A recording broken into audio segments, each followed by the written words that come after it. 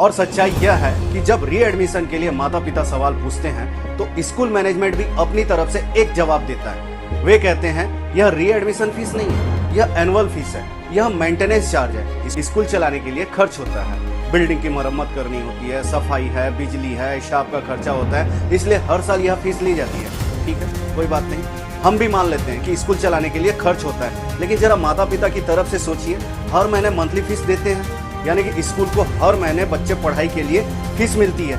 जो किताबें मार्केट में 1000 से 1500 रुपए में मिलती है, वह हम आपसे 5000 से 6000 रुपए में लेते हैं। अब यूनिफॉर्म को भी ले लीजिए, जो मार्केट में 1000 से 1200 रुपए में मिलते हैं, वह हम आपसे 2500 से 3000 में मिलते हैं। अब बताइए यहाँ पर हम कहाँ से पैसे कम देते हैं। अब जब बात आती है गर्मी छुट्टी की, तो बच्चा एग्जाम देने के बाद 2 महीने घर में रहते हैं, स्कूल नहीं जाती है, फिर भी उन 2 महीनों का पूरी फीस माता पिता स्कूल को देते हैं। मैनेजमेंट का तर्क होता है कि टीचर भी तो घर में रहते हैं, उनको भी हमको पूरी सैलरी देनी पड़ती है। ठीक है, चलो मान लिया, लेकिन एक गणित आप भी जान लीजिए, जिस स्कूल में 1000 बच्चे प्री नर्सरी से लेकर 10th तक पढ़ते हैं, उनके 2 महीनों की फीस आप जोड़ लीजिए, और उसी स्कूल में जो 50 से 60 टीचर रहते हैं, उनके 2 महीनों की सैलरी जोड़ लीजिए।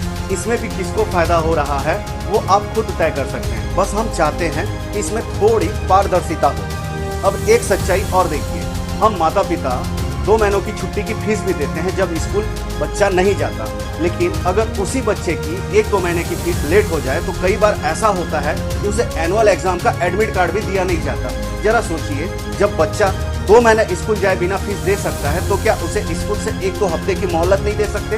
अगर एक क्लास में 40 बच्चे हैं तो उनमें से 35 बच्चों के माता पिता समय पर फीस दे देते हैं। अगर जो 4-5 बच्चे माता पिता बचे वो किसी मजबूरी से लेट हो जाए, तो क्या उन्हें इस तरह सबके सामने शर्मिंदा करना ठीक है? स्कूल को थोड़ा सा मानवीय होना चाहिए। अब यहाँ पर एक बड़ी बात और समझना जरूरी है। भारत में जितने भी शिक्षा संस्थान है, जैसे कि वो प्राइवेट स्कूल हो या गवर्नमेंट स्कूल हो, वो सब नॉट फॉर प्रॉफिट संस्था के रूप में ही चलने चाहिए।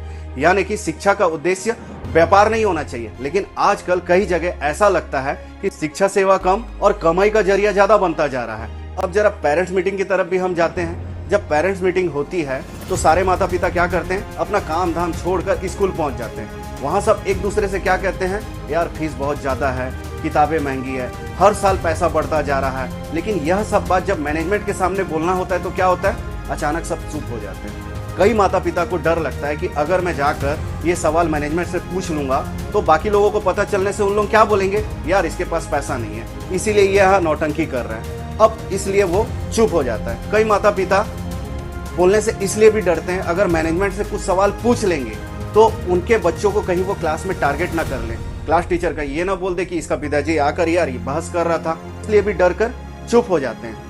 और कई बार माता पिता हिम्मत करके फीस जमा करते समय सवाल पूछ भी लेते हैं, इतना एडमिशन क्यों भाई, इतना फीस क्यों ले रहे हो? तो जवाब क्या मिलता है, सर हम तो कर्मचारी हैं, ऑनर तो कोई और है, आप उनसे बात कीजिए।